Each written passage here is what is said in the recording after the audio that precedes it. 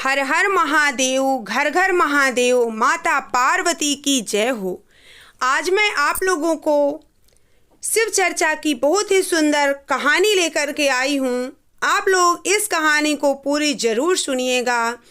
आप सबको कहानी बहुत ही अच्छी लगेगी। कहानी का पूरा अर्थ समझ में आएगा जब आप कहानी पूरी सुनेंगे। इसलिए कहानी को आधा अधूरा मत छोड़िएगा। और अगर कहानी पसंद आती है तो वीडियो को लाइक और चैनल को सब्सक्राइब अवश्य कर लीजिएगा। आइए कहानी शुरू करते हैं। एक गांव में एक माँ और बेटे रहते थे। बेटा उसका इतना निकम्मा, इतना बिगड़ा हुआ था कि वो हमेशा पूरे गांव भर के लोगों को परेशान किए रहता था। उसकी माँ जहाँ से गुजरती तो बस उसके बेटे की शिकायतें शुरू हो जाती और किसी दुखिया को सताना, किसी गरीब को सताना, किसी भी बच्चे को सताना, किसी भी बूढ़े को सताना उसका जैसे एक पेशा सा बन गया था। ना पढ़ने लिखने में, ना बातों संस्कारों में, हर चीज़ में वो पीछे था। बस वो केवल और केवल सबको परेशान किए रहता था। उसकी जो माँ थी वो इसको लेकर के बहुत ज़्यादा परेशान हो चुकी थी। भोलेनाथ से प्रार्थना करती कि हे शिव गुरु, आप ही इसे सद्बुद्धि दीजिए, थोड़ा ये सुधर जाए, नहीं तो क्या होगा इसकी ज़िंदगी का। मैं तो वैसे भी बूढ़ी हो रही हूँ धीरे धीरे, मैं तो एक दिन चली जाऊँगी इस दुनिया को छोड़कर, लेकिन ये यहाँ रहेगा तो इसे सब मारेंगे पीटेंगे। किसी दिन अच्छे लोगों के हाथ लग गया तो पता नहीं इसका क्या हाल होगा। बेचारी माँ बहुत परेशान रहती थी, क्योंकि बच्चे को अगर कुछ हो जाए तो माँ हमेशा ही परेशान हो जाया करती है। लेकिन बेटे को समझ में ही नहीं आता था कि मेरी माँ मेरे लिए क्यों इतना परेशान रहती है। धीरे धीरे समय बीत रहा था और बेटे की शैतानियाँ बढ़ती ही जा रही थी। कभी वो कम नहीं किया शैतानी, और शैतानी एक बच्चों वाली हरकत नहीं थी। बहुत बड़े बड़े कांड कर दिया करता था। किसी को खून कर देना, किसी को मारना, किसी को पीटना, ये सब उसका पेशा बन गया था। अब उसको इसी वजह से धीरे धीरे करते करते उसके शरीर में कोढ़ हो गया। भाई, भगवान के घर में देर है अंधेर नहीं। किसी गरीब दुखिया को सताओगे तो उसके श्राप से बच नहीं पाओगे। उसी तरह उस लड़के का भी हाल हुआ। उसके पूरे शरीर में कोढ़ हो गया।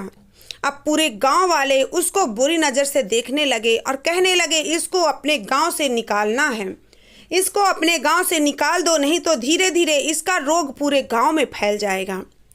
सब निकालने लगे, लेकिन माँ तो माँ होती है।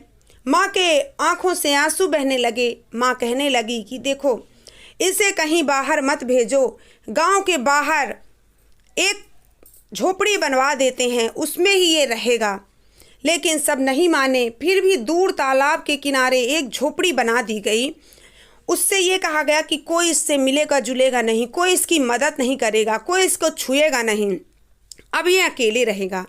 वो उसी झोपड़ी में जा कर के अकेले अपना जीवन यापन करने लगा। उसको अब जैसे समझ में आ रहा था कि मैंने कितना गलत किया सबके साथ, आज शायद मैं उसी का परिणाम भोग रहा हूँ।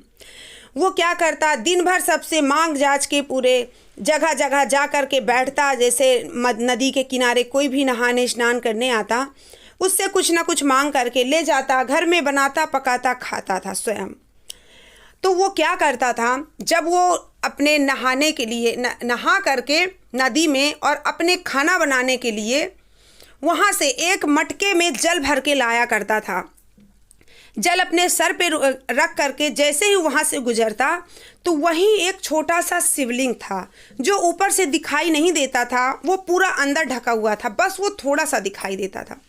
वही शिवलिंग उसके पैर पे रोज लग जाया करता था, तो उसका जल जो मटके का छलक जाता था। जैसे ही जल छलकता उसी शिवलिंग पे जाके गिरता।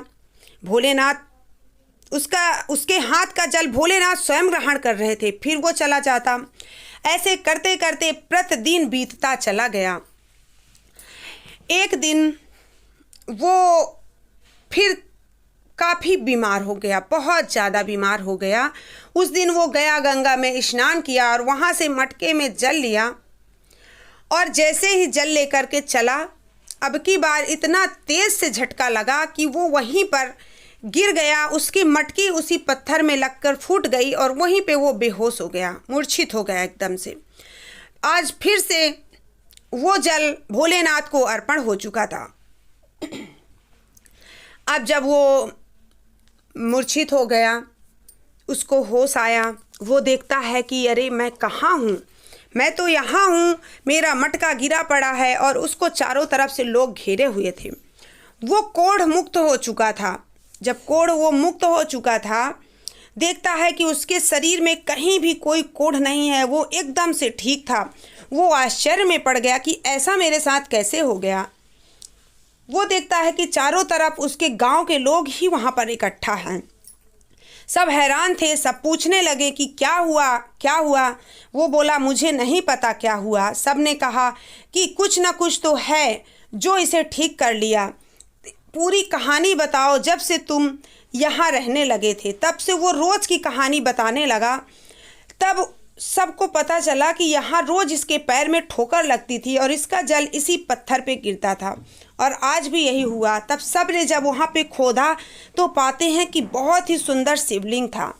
तब तक भोलेनाथ खुद ही प्रसन्न होकर के एक साधु का वेश धारण करके वहाँ पे आते हैं और सबके सामने बोलते हैं कि इसने अपने जन्म में तो बहुत सारे ऐसे पाप किए थे जिसका इसको फल मिल चुका था।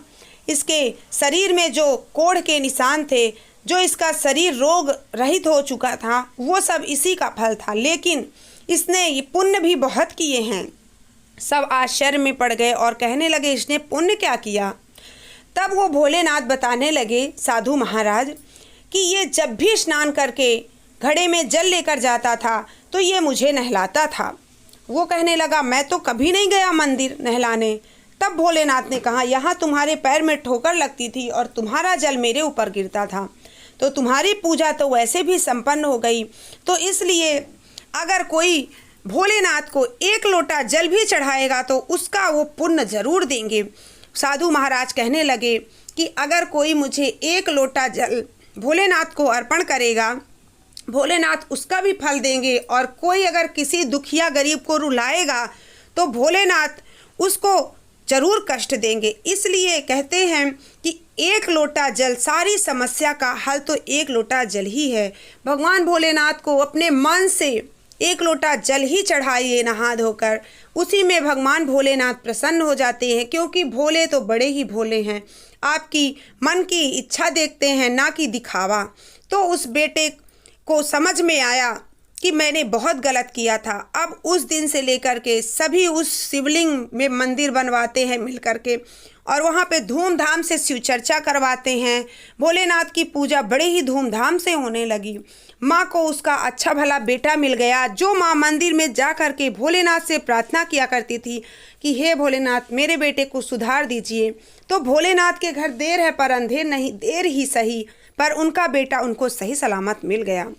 हे भोलेनाथ, जैसे उस दुखिया के दुख को दूर किया, वैसे ही जो भी आपका सुमिरन करे, जो भी इस कथा को कहे और सुने, उसके सारे दुख दूर हो जाएं। भोलेनाथ, प्रेम से बोलिए हर हर महादेव, घर घर महादेव, मैया भवानी की जय हो।